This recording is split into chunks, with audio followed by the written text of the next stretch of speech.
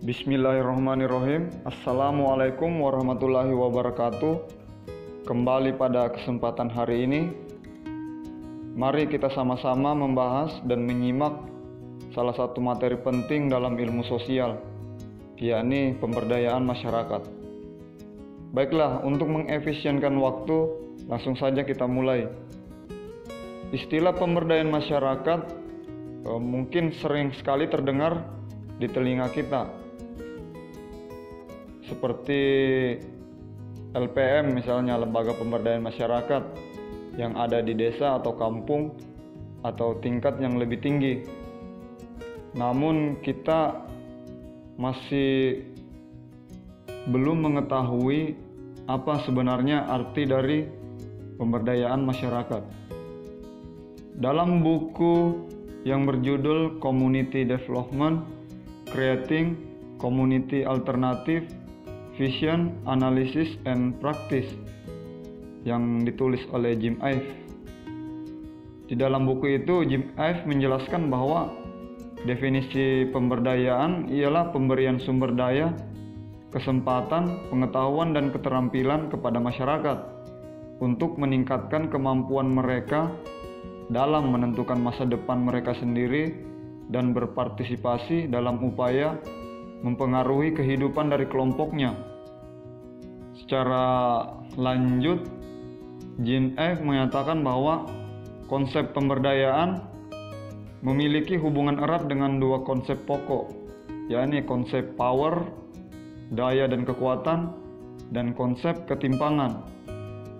Maka pengertian pemberdayaan dapat dijelaskan menggunakan 4 perspektif,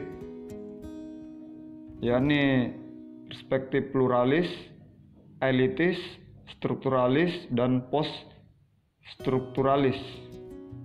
Pertama, perspektif pluralis. Perspektif pluralis melihat pemberdayaan sebagai proses untuk menolong individu maupun kelompok masyarakat yang kurang beruntung, supaya mereka dapat bersaing secara lebih efektif. Dalam perspektif pluralis, pemberdayaan yang dilakukan adalah menolong masyarakat dengan memberikan pelajaran tentang cara menggunakan keahlian dalam melobi, menggunakan media yang berhubungan dengan tindakan politik, dan memahami bagaimana bekerjanya sistem atau aturan main. Jadi, pemberdayaan dilakukan dengan meningkatkan kapasitas masyarakat agar dapat bersaing secara wajar sehingga tidak ada yang menang atau kalah. Kedua, perspektif elitis. Perspektif elitis memandang pemberdayaan sebagai upaya untuk mempengaruhi kalangan elit, seperti para pemuka, tokoh masyarakat, pejabat, orang kaya, dengan cara membentuk aliansi dengan mereka. Atau jika pendekatan ini tidak bekerja dengan baik, maka kita dapat melakukan konfrontasi dan mengupayakan perubahan pada kalangan elit. Upaya ini dilakukan mengingat masyarakat menjadi tak berdaya karena adanya power dan kontrol yang kuat dari para elit. Ketiga, perspektif strukturalis. Perspektif strukturalis memandang pemberdayaan sebagai agenda perjuangan yang lebih menantang, karena tujuannya adalah menghapus bentuk-bentuk ketimpangan struktural. Dengan kata lain, pemberdayaan masyarakat adalah suatu proses pembebasan yang harus dibarengi oleh perubahan struktural secara fundamental serta hilangnya penindasan struktural. Keempat, perspektif post-strukturalis. Perspektif post-strukturalis menilai pemberdayaan sebagai upaya mengubah diskursus yang menekankan pada aspek intelektualitas ketimbang aksi atau praksis. Jadi, pemberdayaan masyarakat dipahami sebagai langkah mengembangkan pemahaman terhadap perkembangan pemikiran baru dan analitis. Titik tekan pemberdayaan pada aspek pendidikan kepada masyarakat.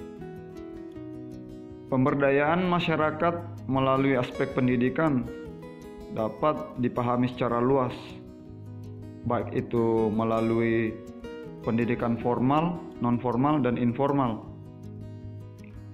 Jim Ive juga mengidentifikasi 6 jenis kekuatan masyarakat yang dapat dimanfaatkan dalam proses pemberdayaan mereka. Keenam kekuatan itu adalah kemampuan menentukan pilihan pribadi, kemampuan menentukan kebutuhan sendiri, kebebasan berekspresi, kemampuan kelembagaan, akses pada sumber daya ekonomi, dan kebebasan dalam proses reproduksi. Dengan mengidentifikasi faktor-faktor kekuatan masyarakat dan ketimpangan yang membuat mereka terbelakang, terdapat 3 strategi pemberdayaan yang bisa dilakukan.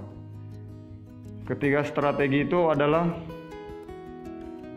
pemberdayaan melalui perencanaan dengan kebijakan yang dilaksanakan dengan membangun atau mengubah struktur dan lembaga yang bisa memberikan akses yang sama terhadap sumber daya, pelayanan, dan kesempatan berpartisipasi dalam kehidupan masyarakat.